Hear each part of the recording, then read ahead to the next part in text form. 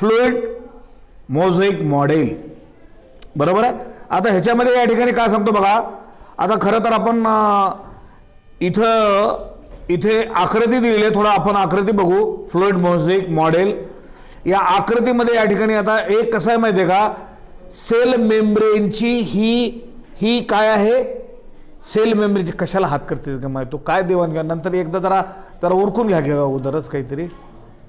ती उगी तुम्ही मला डिस्टर्ब केल्यासारखं शिकवण्यामध्ये अडथळा निर्माण होतोय.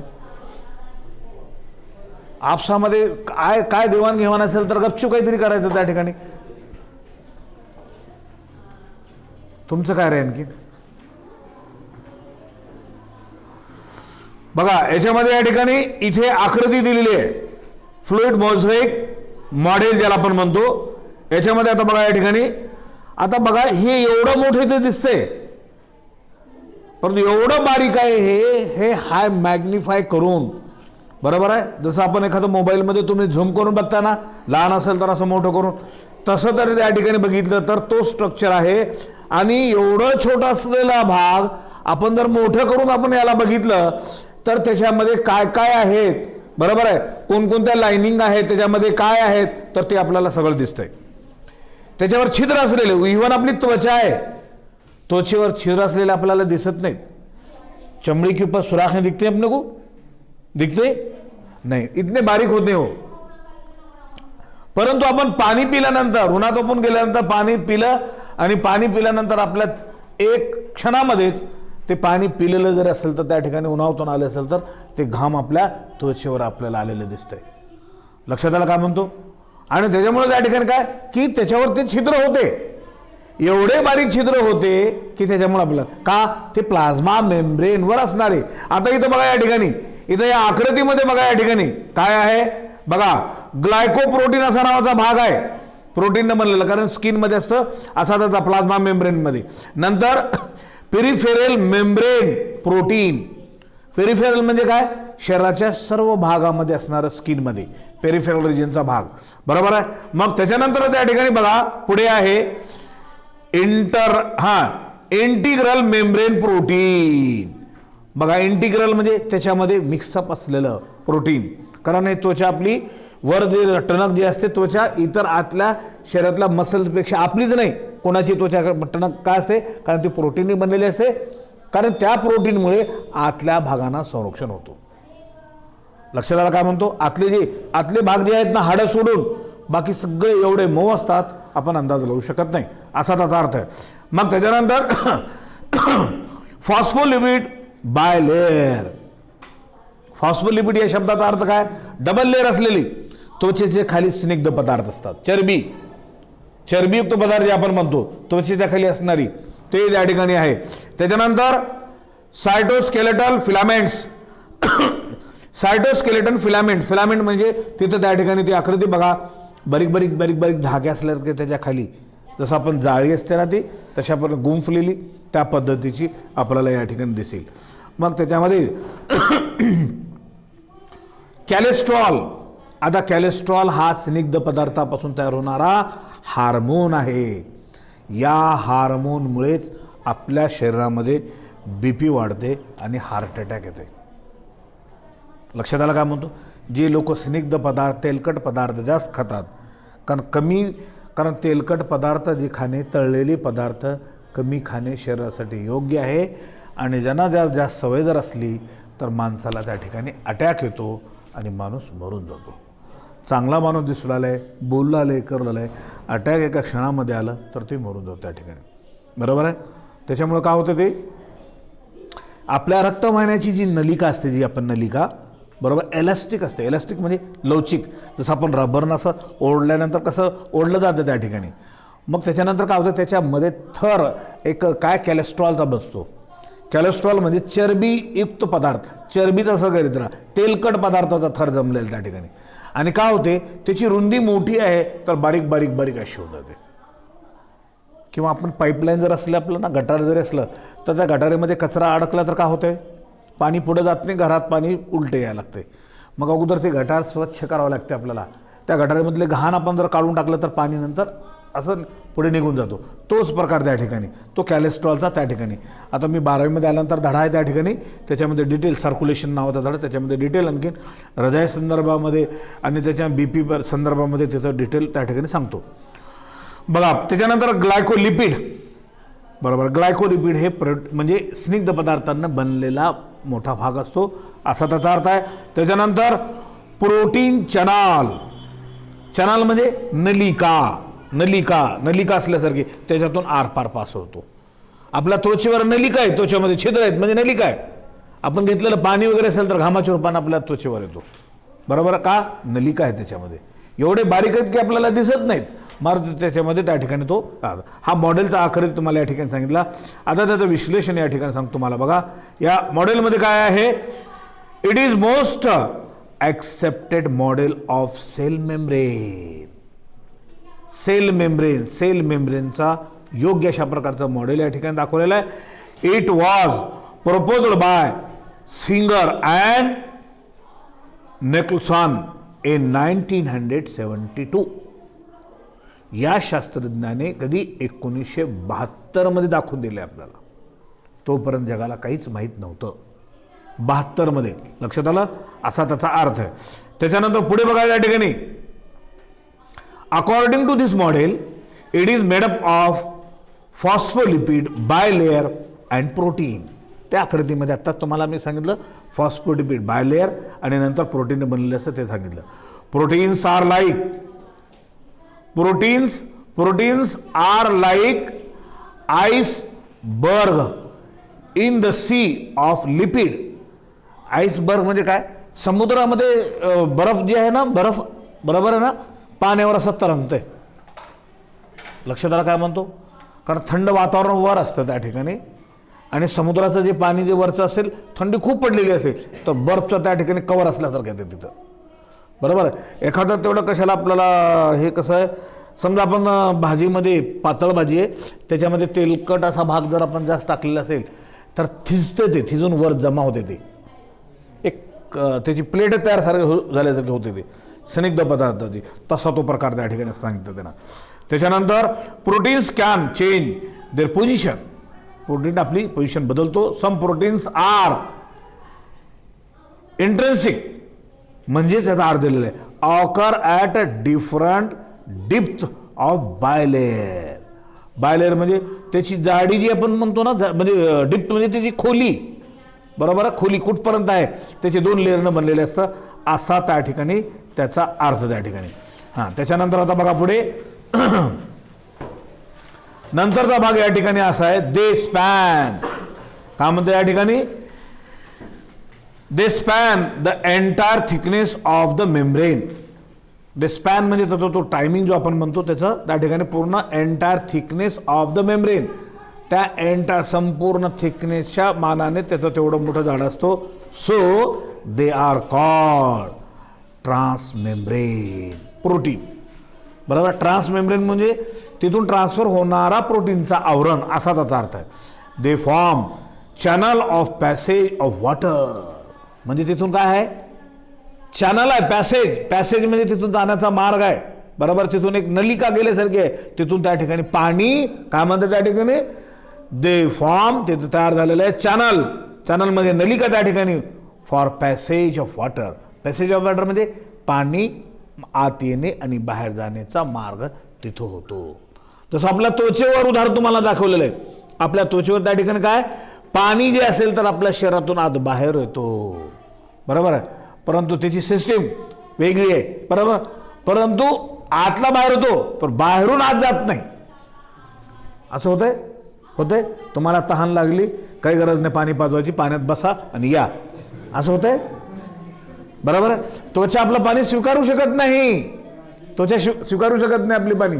जर तसं राहिलं असतं तर तुम्हाला पाणी पिण्याची गरज राहिली नसती. तुम्ही फक्त मी म्हटलं असं ते पाण्याचा डवा आहे तिथं जाऊन बसून या आणि पाणी पिण्याचं बाहेर प्यायला जाऊ नका, बरोबर. लक्षात आलं काय म्हणतो? तशी आपल्याकडे सिच्युएशन नाही. राहिली असती तर मी तुम्हाला सांगितलं तर पिरियड झाल्यानंतर जावा बसा, नंतर घरी जा म्हटलं असतं, जर तहान लागली म्हटलं तर. ओके, हां, असा त्याचा अर्थ.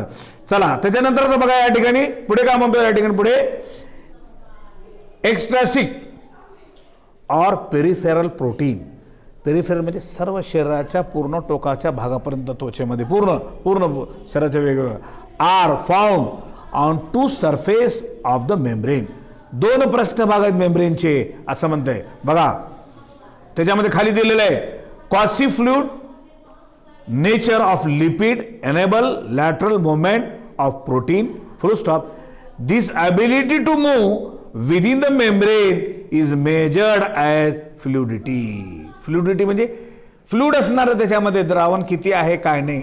बरोबर आहे. पाण्याचं प्रमाण जर असलं तर त्या ठिकाणी त्वचा आपल्या शरीरामध्ये पण पाणी पिलेलं आहे तर त्वचा आपली कशी दिसेल, टवटवीत दिसेल त्या ठिकाणी. आणि पाणी जर नाही पिलेलं आहे उन्हात तुम्ही बसून आला त्या ठिकाणी त्वचा वाळून जाईल, चेहरा वाळून जाईल. आणि लक्षात येतात उदरात आपण आल्याबरोबर म्हणतो पाणी वगैरे पिलं का म्हणतो आपण. बरोबर आहे का. कोणाचं जर पाहुणे फिरणे आले उन्हामधून बाहेरून आले तर आपण काय म्हणतो ते वाळून गेले चेहरा वगैरे सुकलेला जर दिसला तर म्हणतो जरा पाणी वगैरे घ्या जरा थोडं बरं होईल. मग आपण पाणी वगैरे घेऊन म्हणजे काय होतंय त्या पाण्याने टवटवीतपणा येतो असा त्याचा अर्थ. त्याला फ्लुडिटी असं म्हणतो आपण. फ्लुइड म्हणजे द्रावणानं भरलेलं. Main function of plasma membrane is transport of the molecule occur it. काय फंक्शन आहे याचं मेम्ब्रेनचं, ट्रान्सफर ऑफ मॉलिक्यूल म्हणजे हे पाण्याचं मॉलिक्यूल असेल आणखीन कसं ट्रान्सफर होतो इकडून तिकडे तिकडून इकडे त्या ठिकाणी. लक्षात आलं. असा त्याचा अर्थ आहे त्या मेम्ब्रेनचा. त्या ठिकाणी बेनिफिट्स आहेत असा त्याचा अर्थ आहे. दिस मेम्ब्रेन इज सेलेक्टिव्हली परमिएबल. परमिएबल म्हणजे त्याच्यातून त्या ठिकाणी पाझरून बाहेर पडणारं. इम्परमिएबल म्हणजे त्याच्यातून निघणारा नाही. बरोबर. आता तुम्हाला तसं मेम्ब्रेन सांगतं त्या ठिकाणी पॉलिथिनची बॅग घ्या तेही पातळ असते मग त्याच्यात पाणी टाका जाता है आरपार जाता है त्याच्यातून जाता है क्या पानी उसमें से निकलता है नहीं जाता. बराबर. अगर उसमें सुराख अगर रहा तो एक अलग बात पता सर त्याला इम्परमिएबल परमिएबल आणि इम्परमिएबल लक्षात घ्या. उगे ऐकत जाऊ नका रे जरा तिथे लिहित चला तिथं ती कशासाठी तुम्हाला पुस्तक नुसतं बघण्यासाठी नाही तर त्याच्यामध्ये तुम्हाला बघा विषय सोपा करायचा असेल तर सर शिकवत असताना त्यावेळेसच सरांनी त्या शब्दांचे अर्थ इंग्रजीमध्ये सांगितलेले असेल इंग्रजीचं अर्थ मराठीमध्ये सांगितलं त्यावेळेसच लिहून घेणे. लक्षात आलं काय म्हणतो तरच समजतं तुम्हाला. घरी गेल्यानंतर काही कळणार नाही तुम्हाला. हे शब्द तुम्ही जनरल डिक्शनरी जर घेऊन बसला तर तुम्हाला या ठिकाणी परमिएबल इम्परमिएबलचा अर्थ मिळणार नाही. लक्षात आलं. हे सायन्सचे शब्द आहेत, हे विज्ञानाचे शब्द आहेत. त्यावेळेस विषय सोपं जर करायचं असेल तर सर शिकवत असताना त्यावेळेस त्यांनी सांगत असलेलं मेन तिथल्या तिथे मी पुस्तक त्यासाठी तुम्हाला आणायला सांगितलेलं. तुम्ही पुस्तक आणलं त्या ठिकाणी तिथल्या तिथे बघूनच तुम्हाला त्या ठिकाणी अंडरलाईन करून तिथे लिहिणे. चला पुढे बघा आता या ठिकाणी during the passive transport many molecule move across the membrane without spending energy. काय म्हणतो या ठिकाणी पॅसिव्ह ट्रान्सपोर्टचे 2 प्रकार आहेत. Active transport passive transport. बरोबर आहे. तुमच्या इंग्रजीच्या व्याकरणामध्ये ॲक्टिव्ह व्हाईस पॅसिव्ह व्हाईस आहे त्याचा ह्याचा काही संबंध नाही नाहीतर तिथलं इथं घेताल जरी असलं तर त्या ठिकाणी सांगतो. ॲक्टिव्ह म्हणजे गतिशील आणि पॅसिव्ह म्हणजे शांत. आता आपलं चालण्यामध्ये कोणी चालणारं फास्ट चालत असेल तर ॲक्टिव्ह म्हणतो आपण आणि कोणी हळू चालत असत दमान हाल्या दिनचल्या म्हणल्यासारखे जाणारे असतात लोक हळू जातात. ते त्याचं शरीराचं त्याचं वजन एवढं झालेलं असतं त्याला खालचं दिसत नाही असं करावं लागतं त्या ठिकाणी. बरोबर आहे का. त्याला फास्ट चाल म्हणलं की जाय ना मला जाऊ दे होय ना रे जाऊ दे दमान दे. ॲक्टिव्ह आणि पॅसिव्हचा अर्थ कळाला. आणि ट्रान्सपोर्ट होत असताना फ्लूइड ॲक्टिव्ह पद्धतीने होतो आणि पॅसिव्ह पद्धतीने होतो असा त्या ठिकाणी त्याचा अर्थ आहे. त्याच्यानंतर पुढे बघा some solutes move by simple diffusion along the concentration of gradients. Gradient म्हणजे त्याच्यामध्ये असणारे घटक. लक्षात आलं. आता पाणी आहे आपलं गढूळ पाणी तिथं आणलं त्या ठिकाणी डबक्यातलं पाणी आणलं त्याच्यामध्ये ग्रेडियंट काय म्हणलं तर काय म्हणतात तुम्ही बघू. सर उसमें मट्टी है बारीक बारीक वाळूचे कण आहेत बारीक बारीक वेगवेगळे किडे आहेत डस्ट पार्टिकल आहेत नाही तर त्याला म्हणायचं ग्रेडियंट. त्याच्यामध्ये विरघळलेल्या स्वरूपात असलेले घटक असा त्याचा अर्थ आहे. म्हणून हे डिफ्यूज. आता डिफ्यूज म्हणजे काय विरघळणे। पानी के अंदर अगर मट्टी कलाई अगर है तो कैसे दिखेगा पानी? पूरा पानी के अंदर मट्टी पूरी घुल जाएगी, मतलब क्या बोलेंगे उसको, चिखल आहे, बरोबर आहे। चिखल पाण्यामध्ये असं विरघळलं असेल तर पूर्ण ते पाण्यामध्ये पाणी खराब करून टाकते ते, असा त्याचा अर्थ। त्याला आपण त्या ठिकाणी सोलूट, विरघळलेल्या स्वरूपामध्ये, असा त्याचा अर्थ त्या ठिकाणी। Some solute move simple diffusion along the concentration of gradient, कंसामध्ये from higher to lower concentration, higher पासून तर लोअर पर्यंत, बरोबर। जिथे जास्त आहे तिथे, समजा इथं पाणीमध्ये थोडं विरघळलेलं आहे आणि इकडचंच पाणी आहे जास्त विरघळलेलं आहे, मग जास्त जिथं विरघळलं आहे त्याच्यातून इकडं येईल बरोबर लेवल घेण्यासाठी, बरं। पाणी एकच आहे, बरं, एक हौद आहे, असं बरं छोटासाच हौद आपण गृहीत धरू, एका साईडमध्ये थोडंसं साखर टाकलेलं आहे आणि इकडे जास्त साखर टाकलेली आहे। इकडे जास्त असलेली साखर काय होईल, त्या ठिकाणी विरघळून कमीकडे येईल, हायर कडून लोअर। मीठ आहे, इकडे जास्त इकडे कमी आहे, त्याला म्हणतात त्या ठिकाणी हायर टू लोअर, असा त्याचा।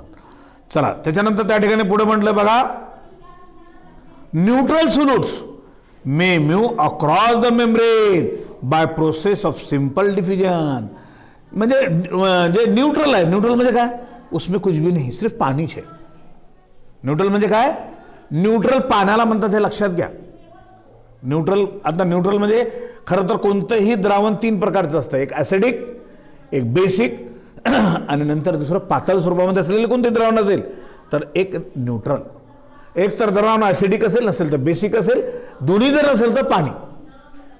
लक्षात आलं काय म्हणतो, असा त्याचा अर्थ आहे ठिकाणी, हे लक्षात ठेवायचं। पुढे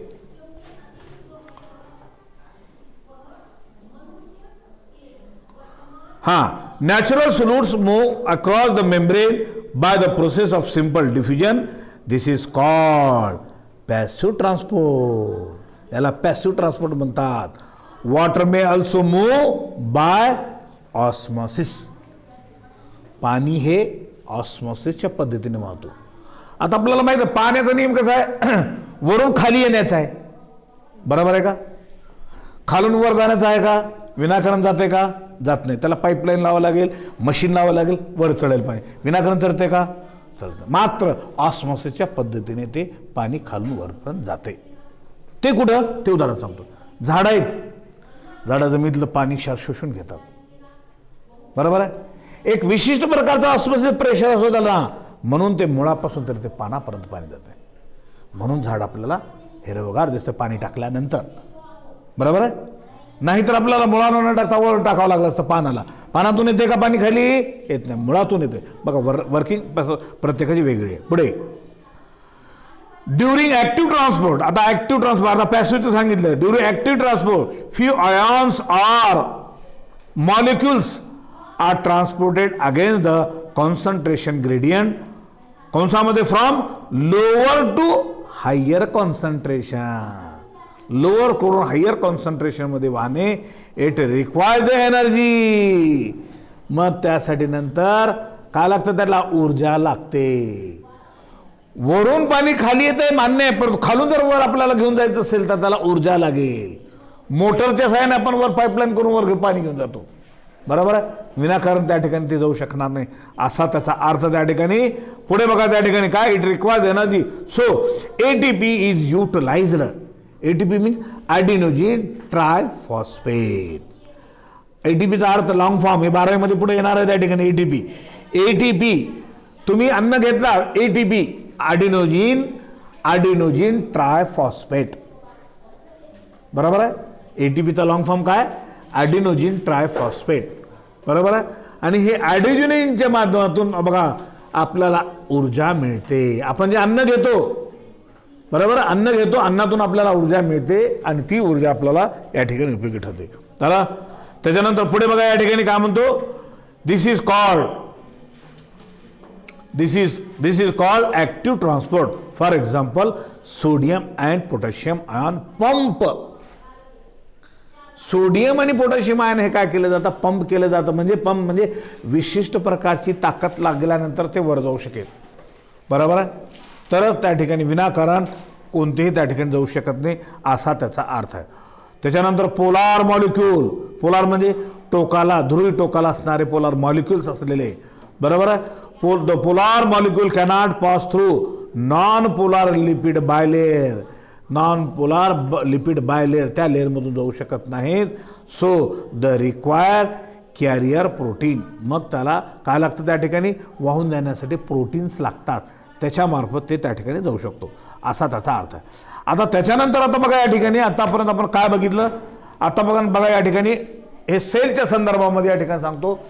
हे उदाहरणार्थ अशा प्रकारचे एक प्लांट सेल आहे.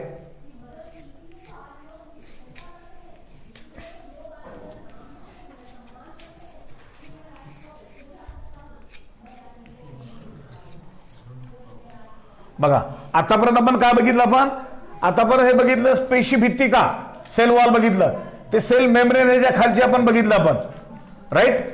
आणि त्याच्यामध्ये असणारे हे केंद्र काय, आता हे केंद्र आता नंतर विचार करणार आहोत. आता प्लाझ्मा मेम्ब्रेनच्या नंतर या ठिकाणी असणारा पूर्ण सेलमध्ये भरलेला काय आहे, सायटोप्लाझम आहे. कोणता भाग आहे, सायटोप्लाझम. म्हणजे पाण्यासारखं, जसं आपण म्हणतो ना, या वर्गामध्ये आपण सगळे जसं वर्गात उदाहरण दिलं त्या ठिकाणी, ह्या वर्गामध्ये काही नाही म्हणलं तर काय आहे, हवा आहे, बरोबर आहे.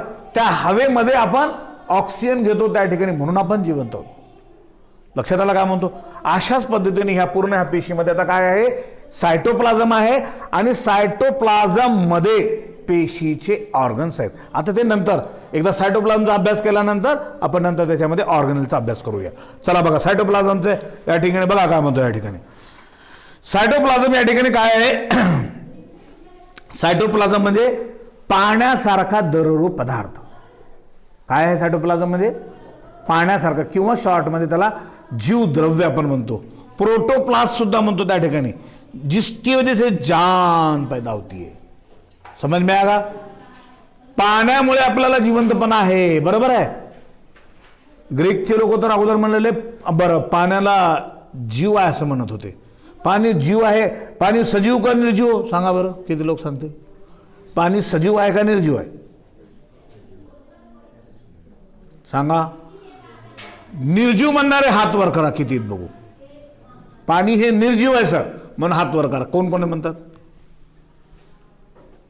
एकच, दोनच, एक मुलगा एक मुलगी, आणखीन तुझे 3 4 4. अच्छा, हे निर्जीव. अच्छा, पाण्याला जीव आहे असे म्हणणारे हात वर करा.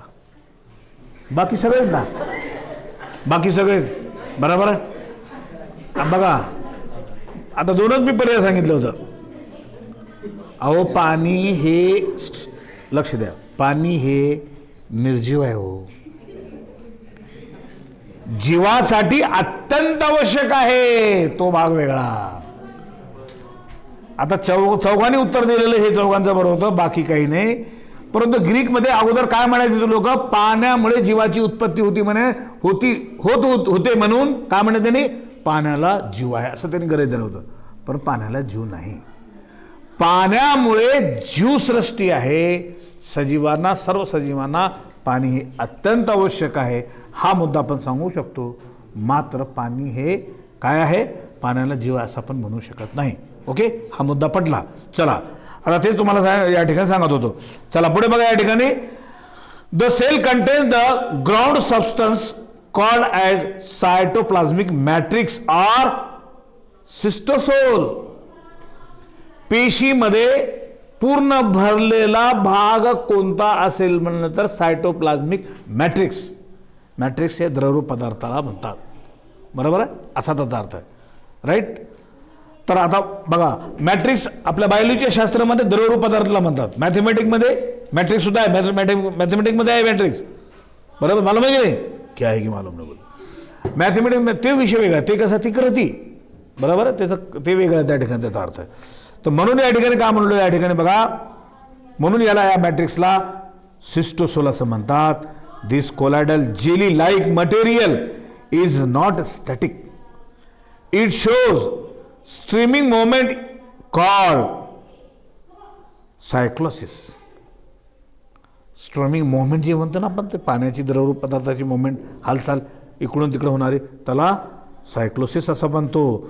दो सायटोप्लाझम कंटेन, काय काय असतं सायटोप्लाझम मध्ये बघा. Cytoplasm contain water as a major component. Cytoplasm मध्ये मुख्य भाग, पाणी हे मुख्य भाग असतो. लक्षात आलं. त्याच्यानंतर पुढे बघा या ठिकाणी मुख्य असतो along with organic and inorganic molecule. मग त्याच्यामध्ये आणखीन काय असतं, त्याच्यामध्ये वेगवेगळ्या स्वरूपामध्ये ऑर्गॅनिक इनऑर्गॅनिक मॉलिक्यूल असतात, like sugar, amino acid, vitamin, enzyme, nucleotide, mineral and waste product, टाकाऊ पदार्थ सुद्धा असतात, जे आपल्या लघवीद्वारे नायट्रोजनस वेस्ट प्रोडक्ट निघतात ते टाकाऊ पदार्थ असे कशामध्ये असतात, त्या सायटोप्लाझममध्ये असतात असा त्याचा अर्थ आहे. कळाला मुद्दा तुम्हाला. म्हणून सायटोप्लाझममध्ये काय असतं म्हणलं तर सायटोप्लाझममध्ये कंटेंट काय काय असतं म्हणलं, आता हे सगळं तुम्हाला सांगावं लागेल त्या ठिकाणी. मात्र मुख्य भाग कोणता असतो त्याच्यामध्ये, पाणी, कारण पाण्यात बाकी सगळे विरघळलेल्या स्वरूपात असतील असा त्याचा अर्थ आहे. पुढे बघा, इट ऑल्सो कंटेन, बरोबर आहे ना, राईट. चला बघा काय आहे, it also contain the various cell organelles. या सायटोप्लाझममध्ये आणखीन काय असतं त्या ठिकाणी, या दरोरू पदार्थामध्ये सेल ऑर्गनेल्स असतात, बरोबर. हे ऑर्गेनेल आहे, हे ऑर्गेनेल आहे, हे ऑर्गेनेल आहे, परत हे ऑर्गेनेल्स आहे, हे आणखीन अशा प्रकारचे वेगवेगळे ऑर्गेनेल्स असतील. ऑर्गेनेल्स म्हणजे काय, पेशींचे अवयव, बरोबर आहे. जसे आपले अवयव कोणते त्या ठिकाणी, हात, पात, नाक, हात, कान, डोळा, नाक, जे काही जीभ वगैरे हे आपले जे शरीराचे अवयव आहेत, तर त्या सेलचे ऑर्गन्स आहेत. म्हणून त्या ऑर्गनला काय म्हणतात त्या ठिकाणी, ऑर्गनेल्स असे म्हणतात. लक्षात आलं. चला पुढे. मग त्या ठिकाणी बघा ते सेल ऑर्गनेल्स कोणते आहेत, endoplasmic reticulum, Golgi complex, mitochondria, plastids, nucleus, microbodies and cytoskeleton elements like microtubules, full stop, right. एवढे त्याच्यामध्ये भाग असतात. Cytoplasm acts as a source of few raw material as well as set of various metabolic activity. बघा set म्हणजे तिथं त्या ठिकाणी पूर्ण व्यवस्थित फिक्स बसलेलं असतंय. मेटाबॉलिक ऍक्टिव्हिटी म्हणजे काय, आपल्या शरीरामध्ये चालणारी ऑटोमॅटिकली अभिक्रिया, तुम्ही ते बसलेले, बरोबर आहे. बसल्यानंतर तुम्हाला त्या ठिकाणी बरोबर आहे रक्ताचं सर्क्युलेशन होणे, बरोबर, रक्ताचं विघटीकरण होणे, ऑक्सिजन घेणे, कार्बन डायऑक्साईड सोडणे, बरोबर आहे. अन्न घेतलेलं आहे तुम्ही ते पचणे, बरोबर आहे. तुम्ही बसल्या बसला की तुम्हाला असं पोटामध्ये असं काही हलवायची गरज पडत नाही, बरोबर आहे. काही गरगट्टा असं करायची गरज नाही. कारण असं का करूयात म्हणलं तर नाही सर जरा जेवण पचू लागलो मी, जेवण पचून झालं जरा मी असं जरा असं ते आपण फिरवतो ना ते कशामध्ये तरी, तसं काही आहे का नाही. याला म्हणतात मेटाबॉलिक ऍक्टिव्हिटी.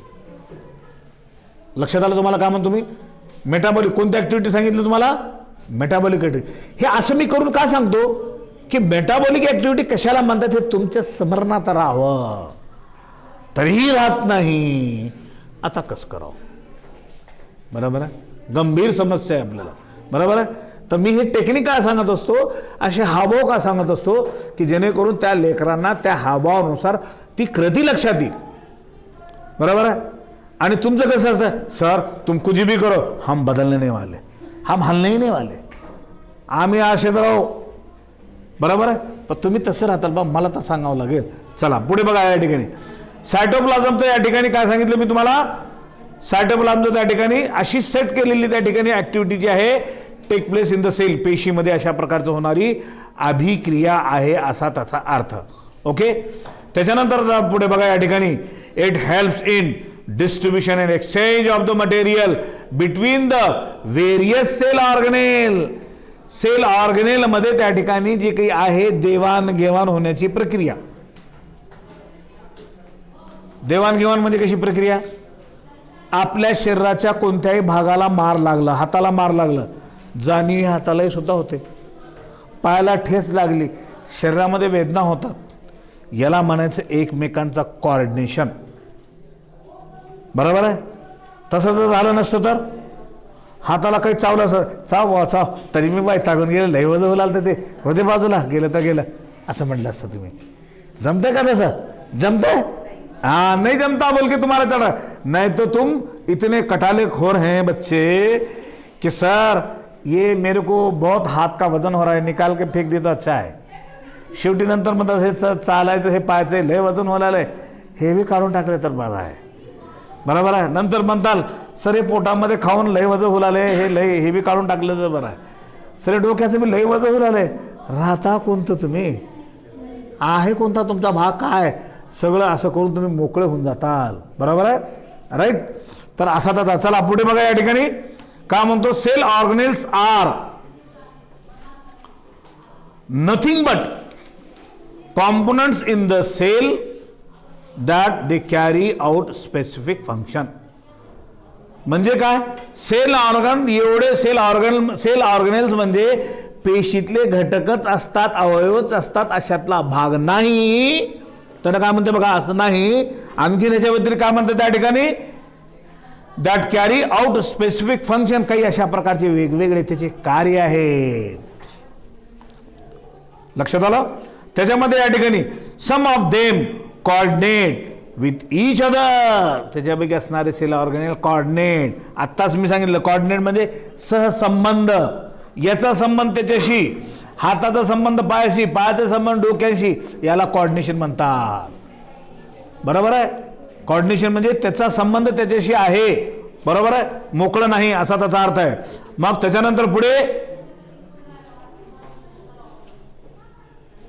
न्यूक्लियर मेम्ब्रेन, त्याच्यानंतर coordinate with each other and complete specific task for the cell. मग पेशीसाठी विशिष्ट प्रकारची क्रिया त्याची चालते. आता तुम्हाला मी सांगतो, या वर्गातले तुम्ही सगळे विद्यार्थी आहात. बरोबर. राईट. तुमचं वैयक्तिक टास्क आहे, तुमचं काम आहे, तुमची वैयक्तिक ओळख वेगळी आहे. लक्षात आलं काय म्हणतो, तुमची स्पेसिफिसिटी वेगळी आहे असा त्याचा अर्थ आहे. तशा पद्धतीने सेल ऑर्गनेलची त्याचं काम असतं.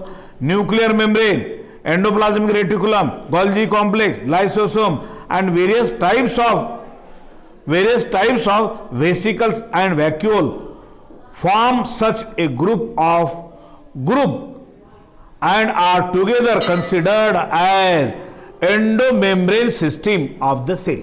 यांना मिळून त्या ठिकाणी एक एंडोमेम्ब्रेन सिस्टीम असते असा त्याचा अर्थ आहे.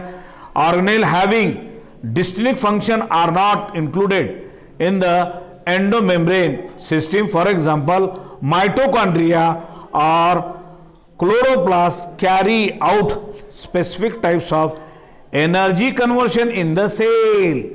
हरित द्रव्य आणि माइटोकॉन्ड्रिया याची वेगळ्या प्रकारची फंक्शनिंग आहे.